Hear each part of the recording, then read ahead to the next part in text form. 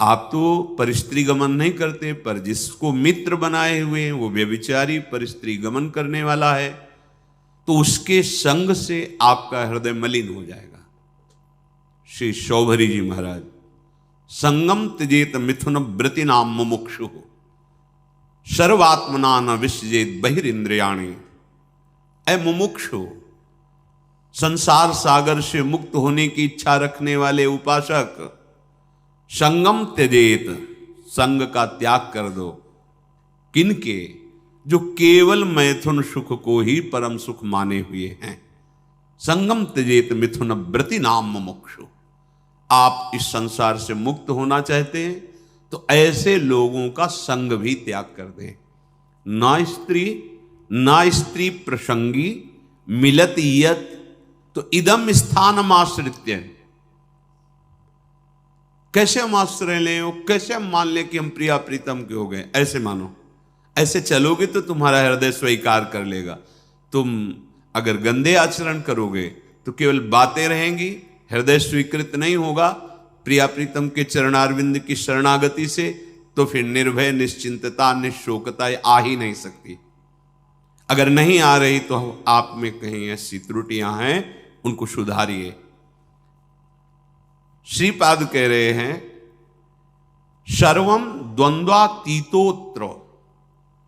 ये जो प्रिया प्रीतम के चरणारविंद की निश्चिंत बेपरवाह करने वाली स्थिति है, ये आती है द्वंद्वातीत होने पर। द्वंद्व, शत्रु मित्र, मान अपमान, निंदा स्तुति, हर्ष शोक, जय पराजय, ये सब द्वंद्व के अंतर्गत आते, जन्म मृत्यु आदि। अगर आप श्री वृंदावन का आश्रय लेकर ये सावधानी करते हैं कि अपने चित्त से चिंतन राधा राधा राधा, कोई पद गाए हम, वृंदावन की परिक्रमा का चिंतन, यमुना जी का चिंतन, सत्संग का चिंतन, रसिकों का चिंतन, यहां की किसी एक लता को अपने नेत्र में बैठा लो, रोज उसको प्रणाम करो, मन से आलिंगन करो, दर्शन करो, कहीं भी हो, एक लता आपको प्रिया प्रीतम की प्राप्ति करा देगी। वृंदावन की लता सम कोटि कल्प तरुणाई। बड़े भाग्य, अहो भाग्य। बात मान लो, बस सच्ची बताना, आपका चित्त संसार का चिंतन करता है या प्रभु का? सच्ची बताना। अपने तो घर के हैं, ऐसे पूछा, उनका संसार का, तो हम कहा हम खोपड़ी के बल खड़े होकर समझाएं तो भी समझ में नहीं आएगा आपकी। क्यों नहीं समझ में आए? चित्त का चिंतन संसार का हो रहा है तो हम भगवान को कैसे जान जाओगे? संसार के चिंतन से रहित जो चित्त होता है उसको जानना नहीं पड़ता, भगवान खुद परिचय दे देते हैं। सोई जाने जेहि देहु जनाई। भगवान क्या हैं, भगवान कैसे हैं, भगवान का कैसा ये संसार रूप है, भगवान की कैसी दिव्य लीला है, ये सब स्वयं जगत गुरु भगवान आपके हृदय में बता देंगे। आपका कार्य है एकमात्र भगवान की आज्ञा पालन करना। भगवान की आज्ञा है मेरा अनन्य चिंतन तुम करो और बेपरवाह हो जाओ। जो तुम्हें कर्तव्य कर्म मिला उसे करो और मेरा नाम जप करो, अनन्य चिंतन करो। मैं योगक्षेम देख लूंगा, मैं तुम्हें संसार समुद्र से पार कर दूंगा, मैं तुम्हारे सारे पाप नष्ट कर दूं। ये भगवान के वचन हैं। आप ऐसे वृंदावन की एक लता का चिंतन करने से भगवत प्राप्ति हो जाएगी। आप करो, देखो तो। ये लता जानते हो, बड़े बड़े परमहंसों के द्वारा वंदनीय पूज्य जो प्रेम रस में डूबे हुए महापुरुष हैं, वो श्री जी की सेवा के लिए यहाँ खगमृग पशु पंछी लता बने हुए। मलिन नेत्र है इसलिए हम नहीं जान पा रहे। द्वंद्वातीतोत्र,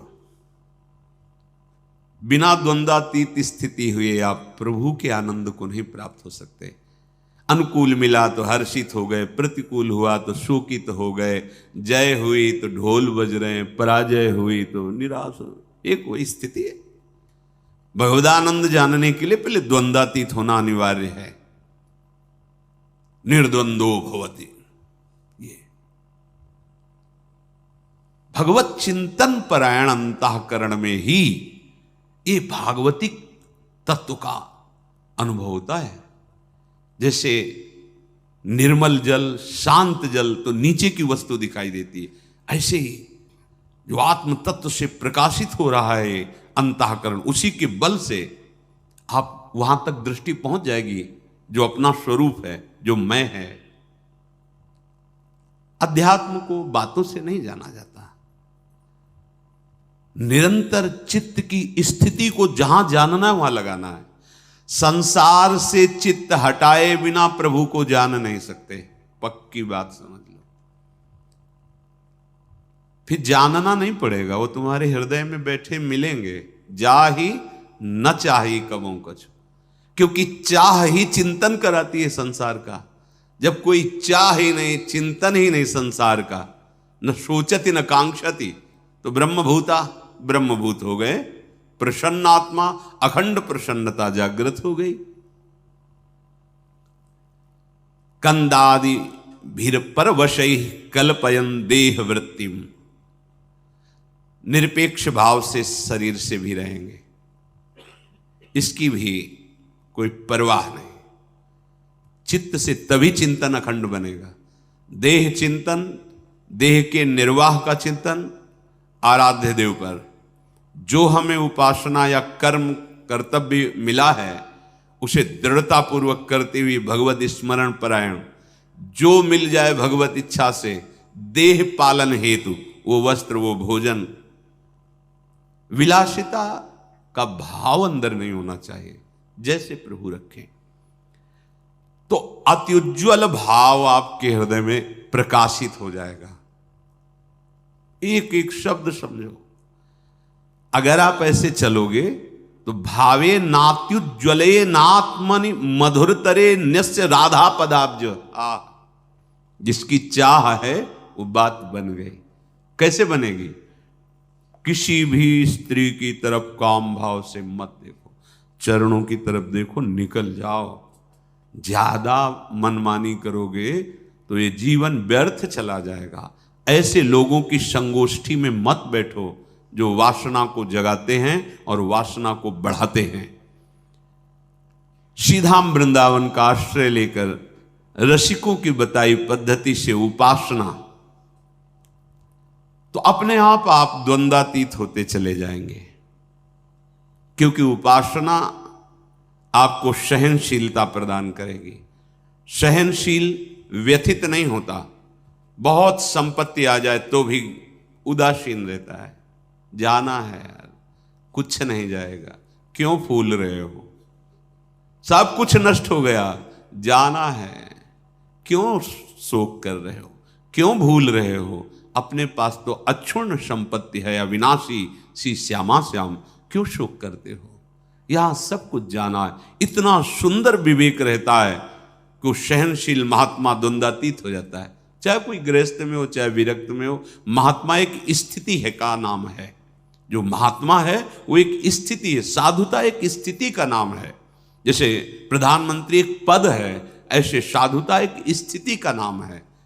वेश मात्र को नहीं, स्थिति। जहां कहीं साधु का वर्णन होगा वहां लक्षणों का वर्णन, स्थिति का वर्णन पाया गया है। ये तो आचार्य परंपरा से वेश दिया गया है। वेश है, स्थिति नहीं तो अधूरा। बिन विवेक वैराग भक्ति बिन सत्य नये को मानो, भगवत विमुख कपट चतुराई सो पाखंड जानो, भगवत ऋषि जी महाराज कह रहे। अगर वेश है और उद्देश्य भी पक्का है तो सोने में सुगंध मानो, फिर क्या कहना है? फिर तो सतरति सा लोकांतार्यति मम भक्ति युक्तो भुवनम पुनातु। लोक के लोक पावन करने की सामर्थ्य महात्मा रखता है। हम देह को बहुत दुलार करते हैं, इसी के भरण पोषण में, इसी की चिंता में। देख लो, आप देखो, इसी की चिंता में, इसी के भोगों में, इसी के संग्रह में, तभी हम द्वंद्वों पर विजय प्राप्त नहीं कर पाते। यदि हम भगवत चिंतन परायण हों तो इतना सुंदर विवेक जागृत हो जाता है। हर द्वंद्व में वो सम रहता है, स्तुति में, प्रशंसा में, निंदा में, अपमान में, चाहे जैसी परिस्थिति हो, इतना सुंदर विवेक रहता है। वो अपने को बचा लेता है, उसमें फंसने नहीं देता। तो क्या स्थिति आती है ऐसे उपासक? बोले अत्युज्वल, मधुर से मधुर चित्त में श्री राधा चरणारविंद का प्रकाश, ये परम लाभ। यत पाद पद्म नक्षचंद्र मणिच्छटाया, ऐसी अद्भुत छटा प्रेम की विकलता आ जाए तो द्वंद्वम वृंदावनांतर्गमय दिन निशा नित्य तन्नाम जापी। आहा, श्रीपाद कह रहे हैं यदि आप, अब देखो जो ऊपर बताया कि इस पर आपको सावधान रहना है, तो इस पर हमारे पास बल नहीं है कि हम रोक सके। तो कह रहे हैं नित्य निरंतर तन नाम, उनका नाम जप करो। किनका? जिनका वृंदावन है, राधा राधा राधा। द्वंद्वम वृंदावनांतरगमय दिन निशा नित्यम तन नाम जापी। क्या परेशानी? राधा राधा राधा राधा। ना तो पवित्रता पवित्रता का कोई, ना कोई ऐसा कि इस समय नहीं, इस समय हर समय श्रीपाद के दिन निशा, रात दिन नित्यम तन नाम जापी। जो तन नाम जापी है वो न स्त्री प्रसंगी मिलती, यद इदम स्थानमाश्रित सर्व। वो साध्य साधन से, वो काल के भय से, तीनों तापों के भय से, पाप पुण्य के बंधन से, हृदय के अंधकार का नाश करके दिव्य ज्ञान प्रकाशित, समस्त द्वंद्वों पर विजय, ये सब प्राप्त हो जाता है। अच्छे से समझ लो, वृंदावनांतर्गमय दिन निशा नित्य तन नाम जापी। रात दिन वृंदावन में जिनकी जय घोष होती रहती है, महारानी जो राधा राधा राधा राधा राधा। लालजू के हृदय का आह्लाद, प्रेम मूर्तिमान शांद्रानंद घन प्रेम मूर्ति किशोरी, राधा राधा। मान लो सब स्थितियां आपके हृदय में आ जाएंगी। अब बातें केवल करो और नाम जप ना करो, धाम चिंतन सत चिंतन न करो, फिर ये स्थिति कहां से आएगी? जहां चिंतन करते हो वही दशा आएगी आपके अंदर। विषयों का चिंतन करते हो तो विषयों की दशा आएगी। विषय नाशवान, परिवर्तनशील, शोक में, दुखालयम में दुख ही तो है। तो यही आपको प्राप्त हो रहा है। बचना चाहते हो इससे, और चिंतन करते हो वही जिससे आपको ये दुख प्राप्त हो। चिंतन बदलो, आचरण बदलो, लक्ष्य आपका दृढ़ हो। असत नहीं सत, असतो मां सद्गमय। जो हम असत शरीर असत व्यवहार में हैं, अब हमारी यात्रा सत की होगी, सच्चिदानंद की होगी। श्री विदुर जी महाराज धृतराष्ट्र जी को उपदेश करते हैं।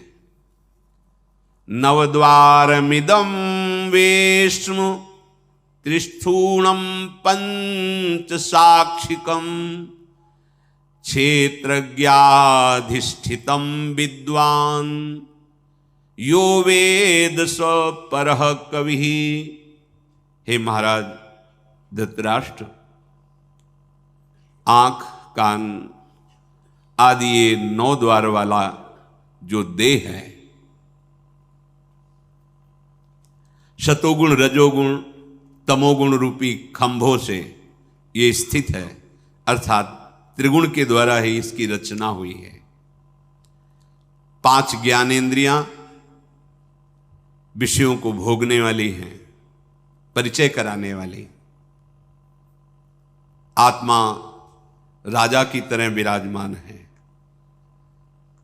इस महल में 9 द्वार वाले राजा की तरह आत्मा विराजमान है। अब मंत्री बड़े बेईमान हो गए, गलत सलाह देने लगे। बुद्धि मन ये मंत्रणा का परिकर है। जैसे राजा को लुभायमान करके दस्तखत करवा ले, ऐसे मन बुद्धि हमको बार बार प्रलो, ये भोग लो, ये देख लो, ये खा लो, ये सूंघ लो, ये ऐसा करो, ऐसा करो, बड़ा सुख मिलेगा। हम राजी होते चले गए और हम फंस गए।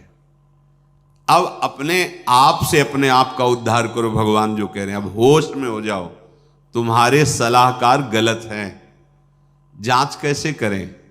संत सदगुरुदेव की वाणी, शास्त्र वाणी, इससे जांच करो कि हमारे सलाहकार सही सलाह दे रहे हैं या गलत। महाराज, यदि तुम ऐसा नहीं करोगे तो तुम्हारा ये पतन करवा देंगे, तुम्हारे बुद्धि, तुम्हारा मन।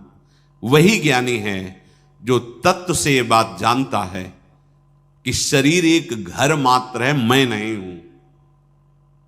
ये इंद्रियां सेवक हैं, ये मैं नहीं हूं। ये मन बुद्धि सलाहकार हैं आपके, आप नहीं हैं। पर आप कभी ऐसा नहीं देखते। आप शरीर को मैं देखते हैं, मन इंद्रियों को मैं में मिला लिए हैं कि मैं खा रहा हूं, मैं देख रहा हूं, मैं भोग रहा हूं, मैं चल रहा हूं। चाहे कर्मेंद्रीय विषय हो, चाहे ज्ञानेंद्रीय विषय हो, चाहे अंतःकरण, आप उसे मैं से लिए हुए हैं। तो वही ज्ञानी है जो इस बात को तत्व से जानता है। विदुर जी महाराज कह रहे हैं, जो कोई भी नशा करेगा, मत्तः, शराब पीना, गांजा पीना आदि आदि जो ये नशे हैं, नहीं भाई। देखो, भगवान का प्रसाद जिसे कहा जाता है, उस सर्व दुखों का हरण करने वाला है। और भगवान का प्रसाद, भगवान का नाम, भगवान का उच्छिष्ट प्रसाद, जो हमारे हृदय के पापों का नाश करके प्रसन्नता प्रदान, प्रसादे सर्व दुखा नाम हा निरस्योपजायते। प्रसाद का मतलब ये नशा नहीं है। जो करते हो हम प्रणाम करते हैं, पर हमारा शास्त्र कहीं ऐसा किसी भी उपासना में किसी भी उपासक को आदेश नहीं करता। सिद्ध पुरुषों की बात अलग है। जैसे भगवान शिव हलाहल जहर पिए, तुम एक बूंद पियो मर जाओगे। एक महात्मा थे, 10 तोला संख्या रोज खाते थे। पूज्यपाद उड़िया बाबा ने सुना उनका, ऐसा कैसे हो सकता है? अरे 1 तोला में 10-5 मर जाए, फिर 10 तोला। बोले महाराज झूठ बात नहीं, वो रोज शाम के 4 बजे पाते। बाबा गए उनके यहां तो पूछा, तो उन्होंने मुस्कुरा के कहा, हाँ पाते। 10 तोला संख्या आप कैसे पा जाते? बोले शाम के 4 बजे बैठना, सिलबट्टा में डाला धतूरा संख्या जहर, पीसा, खप्पर में धोया, पी गए। बोले हमारा रोज का आहार है ये। हमें महापुरुषों का वही अनुकरण करना है जो उनके उपदेश से मिलता हो। कोई भी नशा, यहां देखो धर्मराज के साक्षात स्वरूप है, कोई भी नशा करने वाला तत्वबोध को प्राप्त नहीं होता। जो तत्वबोध को प्राप्त हो गया है उसके ऊपर कोई नियम नहीं है। जैसे आद्य गुरु भगवान शंकराचार्य जी आगे जा रहे थे, पीछे शिष्यजन जा रहे थे। पता नहीं क्या भाव आया, मछलियां उठाई, ऐसे बिक रही, ऐसे उठाए, वो खा लिया। जब देखा गुरुजी ने खा लिया तो 4 शिष्यों ने नहीं खाया और श्रेष्ठ ने। आगे जा रहे थे तो भ्रमण ही करते थे, तो कांच गलाया जा रहा था, खप्पर में खोलता हुआ कांच ले पी गए। तो जिन्होंने नहीं पिया तो वहां भी नहीं पिए। जो पिए थे, वो जो मछली पाए थे, उनसे कहा पियो। कांच कैसे पिएंगे, मर जाएंगे। तो मछली क्यों खा ली? जो नहीं खाए थे उनसे कहा आपने क्यों नहीं खाया जब हमने खाया? तो उनका प्रभु आपने आदेश नहीं किया। ठीक, आपने क्यों पा लिया? बोले आपने पाया तो हम पी तो रहे हैं, गलाया हुआ कांच पी ना पिए। ऐसे किया तो जीवित मछलियां निकल पड़ी, सिद्ध योगी प्रवाहित कर दिया नदी। आप वो तो लीवर में जाके पचने लगी। हमें वो अनुकरण बात नहीं करनी जिसका वो आदेश न कर रहे हो। उनके उपदेश से जो उनके आचरण मिले, शास्त्र सम्मत बात है। महापुरुषों के जो आचरण उनके उपदेश से मिले, बस वही अनुकरणी है। वो क्या कर रहे? कोई भी नशा, जैसे कहते हैं भाई, हमने सुना है ऐसे, फिर ध्यान में अलियो ब्रह्म लोग पहुंच गए। भाई हम प्रणाम करते सिद्धों को, हम उनके चरण सेवक हैं, पर हम अपने जैसे साधकों के लिए कह रहे भाई, सिद्ध पुरुष तो हलाहल पिए हो जाने, उनका काम, उनकी मस्ती, वो तो भगवान को प्राप्त हो गए भैया, उनका काम बन गया है, उनमें भगवान में अंतर नहीं। जैसे सखागण और गौवें गोपगण फंस गए दावानल में, कन्हैया बचाओ, तुम्हारे सिवा कोई नहीं बचा सकता। बोले भैया आंख मूंद लो, मुंह में पी गए, पूरे ज्वाला को पी गए मुंह में।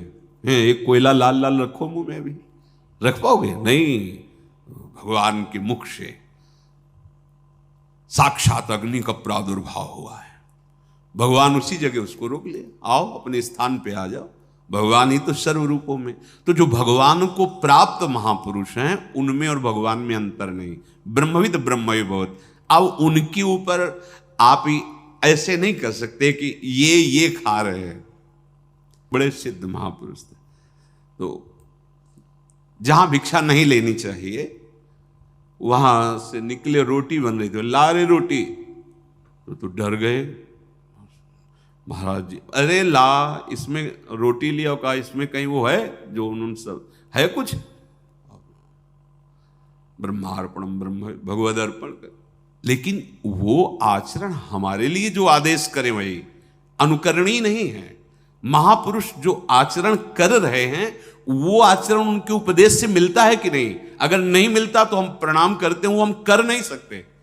कोई भी नशा साधक को, हम सिद्धों के लिए नहीं कहते हैं, कोई भी नशा खा करके आप भगवत तत्व का चिंतन, भगवत बोध नहीं प्राप्त कर सकते। सबसे बड़ी कमी, आपको उस नशे में सुख लग रहा है क्योंकि बुद्धि शिथिल होती है, तो आपको लग रहा है बड़ा आनंद आ रहा है। आपको भजन से सिद्धि प्राप्त करनी है, भजन से इंद्रियों को शिथिल कर देना है, भजन से मन को निसंकल्प कर देना है, भजन के सिवा कोई चाह नहीं रह जाए। अगर आप 4 बजे भांग पाते हो ना, फिर आप देखिएगा 4 बजे केवल भांगई का ध्यान होगा, सब ध्यान हट जाएगा, लगेगा कि कैसे मिले, कैसे। कोई भी नशा नहीं, भगवत प्राप्ति हमारा लक्ष्य है, इसलिए कोई नशा नहीं। जब तक तन्मयता भजन की, तब तक जीवन की सार्थकता क्या रहे।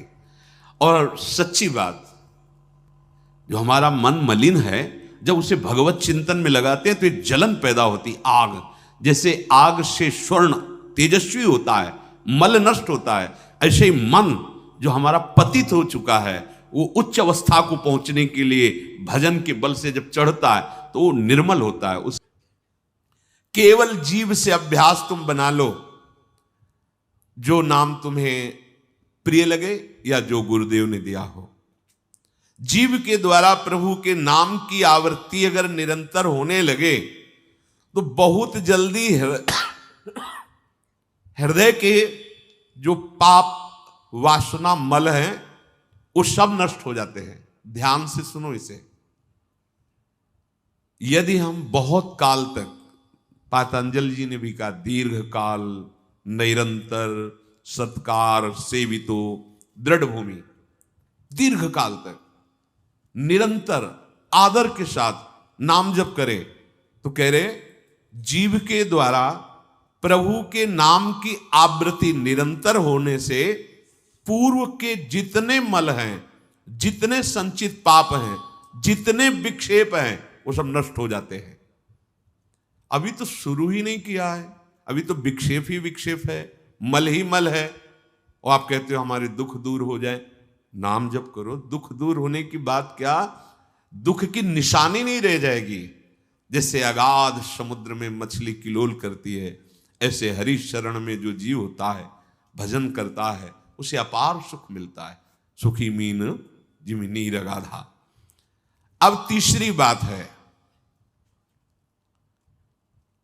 ये बहुत क्रम से जोर की, जैसे स्मृति तो उससे सब कुछ अनुभव होगा, पर उसकी प्राप्ति नाम जप से होगी।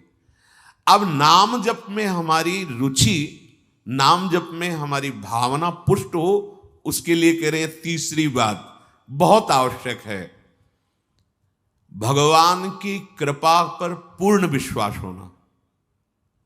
ये तीसरी जो बात है, ये बहुत जोर की बात है।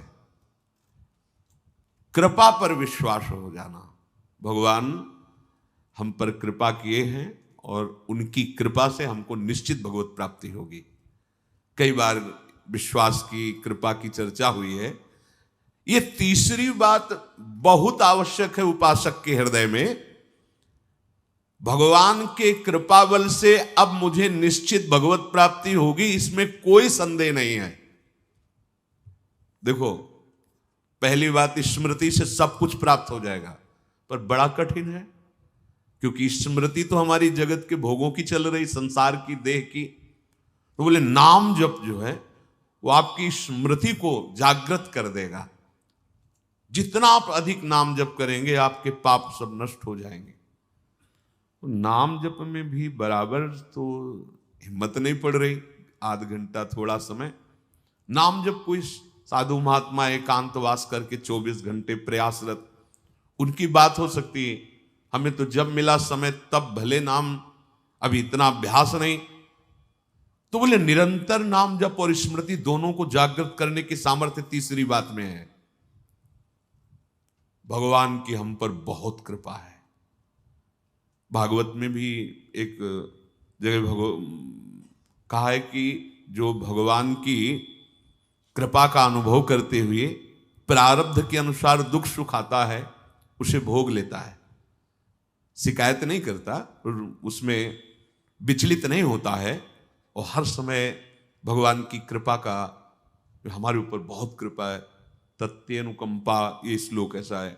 उसे भगवत प्राप्ति ऐसे हो जाती है जैसे पिता के संपत्ति पर पुत्र का अधिकार स्वयं हो जाता है। ऐसे हर समय भगवान की कृपा का अनुभव करना बड़ी कृपा है हमारे ऊपर। जो दुख सुख आवे उसे सह लेता है, भगवत चिंतन, वो निश्चित भगवत प्राप्त हो जाता है। तीसरी बात है हृदय में बैठालनी कि भगवान की कृपा बल पर भगवत प्राप्ति बिल्कुल निश्चित हो गई मेरी। ये मानने में क्या जाता है तुम्हें? तो आप कह दो कि हमारे अंदर तो विकार हैं, अभी भजन नहीं। भगवान की कृपा बल की बात कर रहे हैं। पहली स्मृति, दूसरी नाम जप, तीसरी बात करें कृपा बल पर। उनकी कृपा से क्या नहीं हो सकता? कहो कृपा ते कहा ना हुई। अरे वो मूक से वेद पढ़वा दे, लूले लंगड़े से सुमेर पर्वत फंदवा दे, छोटे सांप के बच्चा से गरुड़ को खा जाए, भगवान भगवान। तीसरी बात बहुत जोर की है, जिसमें दोनों बातें आ जाएंगी, निरंतर नाम जप और भगवत स्मृति भी आ जाएगी। प्रभु के कृपा बल से प्रभु की प्राप्ति में अब कोई संशय नहीं है। ये भी सुबह कहा था जो साथ के पास कि तुम चिंता मत करो, बस जो हम कह रहे हैं निषेधात्मक जो बातें उनको तुम मत करना, तुम पड़े रहोगे तो भगवत प्राप्ति हो जाएगी। क्योंकि हम हैं किनके? श्री जी के। यहां जो भी आप छोटी सी भी चेष्टा कर रहे हैं, बहुत बड़ा भजन हो रहा है, महल में है, वृंदावनेश्वरी के धाम में है, एक छोटी सी भी चेष्टा, जैसे कहीं सोनी लगा दिया, कुछ भी जो भी चेष्टाएं कर रहे हो, खान पान संबंधी भी जो चेष्टाएं कर रहे हो, आपका भजन या फिर स्वार्थ आपने भजन गए, तुम चिंता मत करो भगवत प्राप्ति की। ये हम केवल निज जनों से नहीं, माइक से कहें कई बार कि आप सबको निश्चित भगवत प्राप्ति होनी, इसीलिए प्रभु ने धाम बुलाया, सत्संग सुनाया। अगर प्रभु को अपनी प्राप्ति न कराना होता तो संयोग क्यों देते? हम फंसे होते माया प्रपंच में। तो तीसरी बात कि अब हमें कोई संशय नहीं, मेरे को भगवत प्राप्ति निश्चित होगी, क्योंकि मुझे भरोसा है श्री जी का, मुझे भरोसा है वृंदावन का, मुझे भरोसा है आचार्य और गुरु का। अब ये बातें हमें डर पाओ मत। हाँ, हमारी कमजोरी है, हम अभ्यास कर रहे हैं भजन का, पर अब मुझे ये भय नर्क स्वर्ग अपवर्ग आसने, ये आ गया भरोसे से, ये कृपा का भरोसा हुआ तो बात आ गई। मानो भगवान की प्राप्ति बस मेरे को हो ही गई, ऐसे रोज सोचना है। हे महापुरुषों के वचन है। तीसरी बात बहुत जोर की है, नाम जप और भगवत स्मृति इसी में आ जाएगी, क्योंकि भगवान की कृपा से सब कुछ हो जाता है। मुझे इस जन्म में भगवत प्राप्ति पक्का होगी भगवान की कृपा बल से, प्रियाजू की कृपा से। अब मुझे ऐसी भावना करनी कि बहुत जल्दी भगवत प्राप्ति, मेरे में अब अनुभव हो रहा है कि प्रियालाल की कृपा बढ़ रही, विकार क्षीण हो रहे हैं, भाव बढ़ता जा रहा है, मुझे बहुत जल्दी भगवत प्राप्त, ये सोचना है, सोचना है। जब हम गंगा किनारे भ्रमण कर रहे थे तो एक लाल जी योगी नाम के महात्मा थे, तो रात्रि में, प्राय संत जन रात्रि में जगते हैं, तो वो उनसे मिलने गए, तो रेत में ऐसे कपड़े का वो तंबू उसी में थे। उन्होंने कहा देखो तुम्हें जो बनना है वो सोचो, जो सोचोगे वही बन जाओगे। तो छोटी सी डायरी रखते थे, एक पेन लिखा, उसी समय आज भी वो लिखी रखी, जो तुम्हें बनना है वो सोचो, वैसा सोचो, जैसा सोचोगे वैसा तुम बन जाओगे। सोचो, भगवान की हम पर बहुत कृपा है, हमारे अंदर दैवी संपदा बढ़ रही है, विकार धीरे धीरे क्षीण हो रहे हैं, मतलब मुझे प्रभु मिलने वाले हैं, मुझे प्रभु मिलने वाले। आप देखो इसका प्रभाव देखो, प्रभु की कृपा से अवश्य अवश्य अवश्य मुझे भगवत प्राप्ति होगी। बस अब तो भगवत प्राप्ति होगी ही, क्योंकि प्रभु की कृपा है। ये शब्द पकड़ो, अंदर तुम्हारे अंदर अपने में कोई बल नहीं, अपने में कोई साधना नहीं, पर यहां कृपा की बात है, भगवत कृपा, भगवत कृपा बल।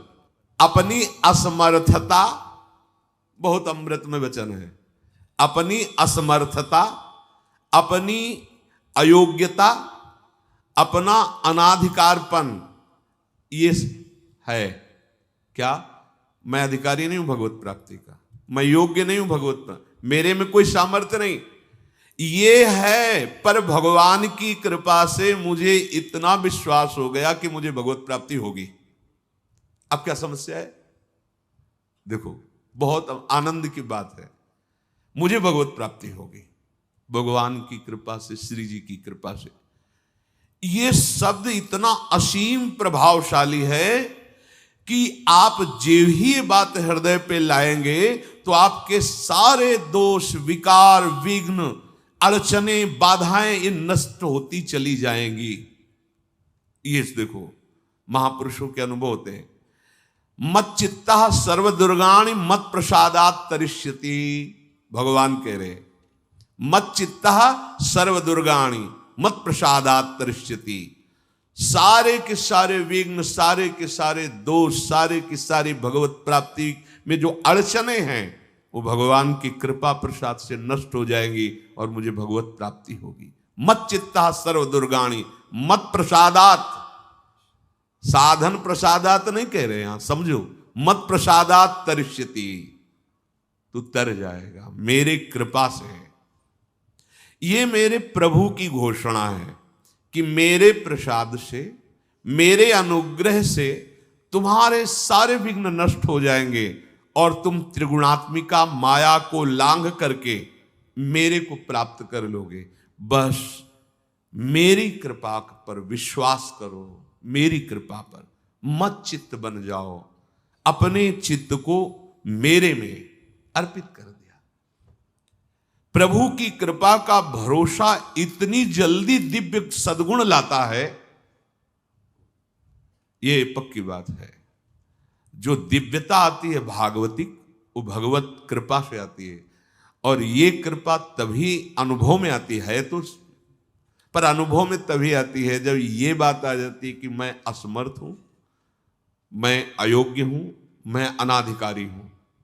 पर भगवान की कृपा है, प्रभु की कृपा है हम पर, अब मुझे निश्चित भगवत प्राप्ति होगी। ये तीन बातें जीवन में आना बड़ा कठिन होता है, असमर्थ हूं, अयोग्य हूं, अनाधिकारी हूं।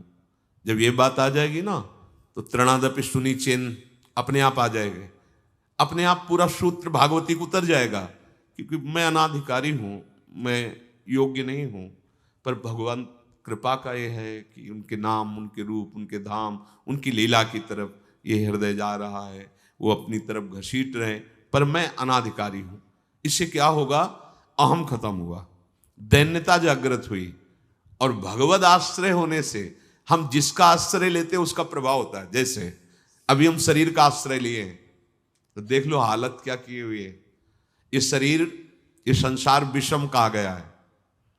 देखो कैसी हृदय की जलन, अशांति, भोग, वासनाएं, ये सब किसके आश्रय से? शरीर आश्रय से। अभी भगवद आश्रय, अंदर से भगवदाश्रय। अंदर की बात है, यहां मैं अनाधिकारी हूं, योग्यता मेरे में नहीं है, मैं किसी योग्य नहीं हूं, पर प्रभु की कृपा हम पर है, निश्चित मुझे भगवत प्राप्ति होगी। कह रहे इसका इतना बड़ा प्रभाव है कि इसमें जो सामर्थ्य जागृत होती है, भागवतिक सद्गुण जागृत होती है, वो किसी साधना से नहीं, इससे बढ़कर कोई दूसरा उपाय नहीं है। विश्वास भगवत कृपा पर।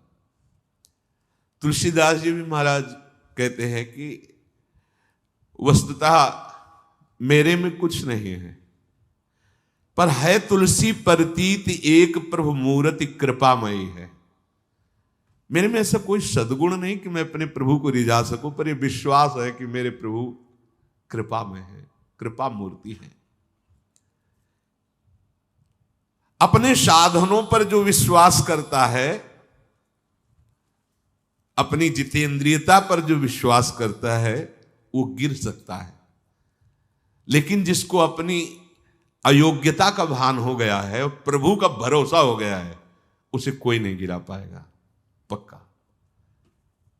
बच्चा बन जाओगे, अयोग्य हूं, पर आपका भरोसा, तो कोई प्रश्न नहीं आएगा जीवन में। अगर प्रश्न आता है तो आप वाणी से बच्चा कहते हो, लेकिन अंदर अहंकार है, वो अंतर्यामी सदगुरु जानता है। मोमन कबहु तुम्हें ही ना लागो, ज्यों छल छाण स्वभाव निरंतर रहत विषय अनुरागो। अगर हम अपने साधन की बात करें तो वह अच्छा साधन तो विषय का कर रहा है मन। देखो, हम कभी पद्मासन लगा के किसी विषय का ध्यान नहीं करते। बहुत सुंदर बात। मोमन कबहु तुम्हें ना लागो, ज्यों छल छाणी स्वभाव निरंतर रहत विषय अनुरागो। भक्ति में तो छल कर रहा है, लेकिन विषय चिंतन में छल नहीं कर रहा है, ईमानदारी से सच्चाई से विषय चिंतन कर रहा है। मेरा मन हे प्रभु कभी आप में ऐसे नहीं लगा जैसे विषय में ये छल छाड़ कर स्वाभाविक लगता है। विषय में कभी किसी को मन लगाना नहीं पड़ता है। देखो, विषय में कभी किसी को मन लगाना नहीं पड़ता, स्वाभाविक लगा रहता है, निरंतर लगा रहता है और अटल लगा रहता है। देखो, अटल का मतलब बस वो यही शब्द स्पर्श रूप रसगंध इन्हीं में घूमेगा। कभी वो हट करके ऐसे प्रभु में लगा जैसा विषयों में लगा है। ज्यों छल छाण स्वभाव निरंतर रहत विषय अनुराग्यो। मेरे मन की दशा, मेरे इंद्रियों की दशा आपके अनुकूल नहीं है प्रभु, ये विषय के अनुकूल है। पर प्रभु मेरे मन में एक विश्वास हो गया है कि आपकी मूर्ति कृपामयी है और जीव ने नाम की ओट ली है तुलसी प्रतीत एक प्रभु मूर्ति कृपामयी है, और नाम की ओट जीव ने ले ली है। बस अब सब कुछ हो जाएगा। चौथी बात, प्रत्येक प्राणी में, संसार की प्रत्येक वस्तुओं में मेरे प्रभु समाये हुए हैं। यहां सिद्धावस्था आती है। ये तीन बातें बहुत जोर की। पहली है भगवत स्मृति, इसी में सब कुछ हो जाता है, पर बड़ा कठिन है।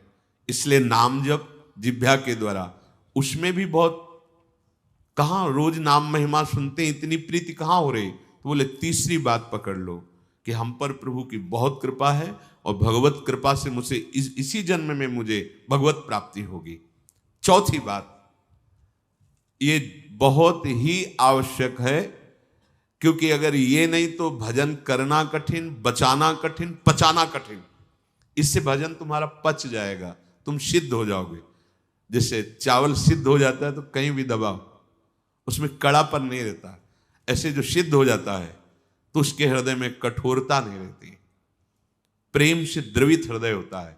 कठोर हृदय में ही काम क्रोध लोभ मोह मद मत्सर रहते हैं, शुष्क हृदय में, द्रवित हृदय में नहीं रहते। प्रत्येक प्राणी, संसार के प्रत्येक वस्तु में मेरे भगवान विराजमान है। कोई ऐसी जगह नहीं जहां भगवान ना हो। ये बैठालना है, हमें दिखाई दे रहा है, माइक है, दिखाई दे रहा है ये, लेकिन जब सृष्टि नहीं थी तो ये माइक नहीं था। जब सृष्टि नहीं रहेगी तो माइक नहीं रहेगा। बीच में माइक जो दिखा रहा है कौन? जो सृष्टि के पहले था, जो सृष्टि के बाद में था, वही बीच में भी मत्ता परतरम नान्यत किंचिदस्ति, किंचन मात्र कुछ और नहीं, मेरे प्रभु बने हुए हैं। प्रहलाद जी की सिद्धावस्था यही तो हुई थी गुरुदेव नारद की कृपा से कि सर्वत्र भगवान है। तो खंभे से भी नरसिंह भगवान, नामदेव जी कुत्ते से भगवान को प्रकट कर लिया, श्वान में भी भगवान, भूत में भी भगवान। ये चौथी सिद्धावस्था है। उपासक को ये विचार हर समय रखना है कि हमारे सामने जो वस्तु है इस रूप में भगवान ही है, कुछ भी ऐसा नहीं, सब कुछ स्वयं भगवान बने हुए हैं। सच्ची बात है, वही बने हुए हैं। ये छुपा छुपी का खेल खेल रहे हैं, बस आपको पहचानना है। मैं फिर दोहरा के बात कहता हूं, आप इस बात को पकड़ लीजिए। आपके सामने कोई भी कार्य की वस्तु आए या व्यक्ति आए या दृश्य आए, आपको सबसे पहले उसमें भावना करनी, मेरे प्रभु विराजमान। जैसे हरिवंश महाप्रभु क्रूर है, पापी है, दुष्ट है, संभाषण योग्य भी नहीं, पर उसके हृदय में राधा वल्लभ लाल हैं, भावना को, ये बहुत जल्दी काम बन जाने वाली बात है।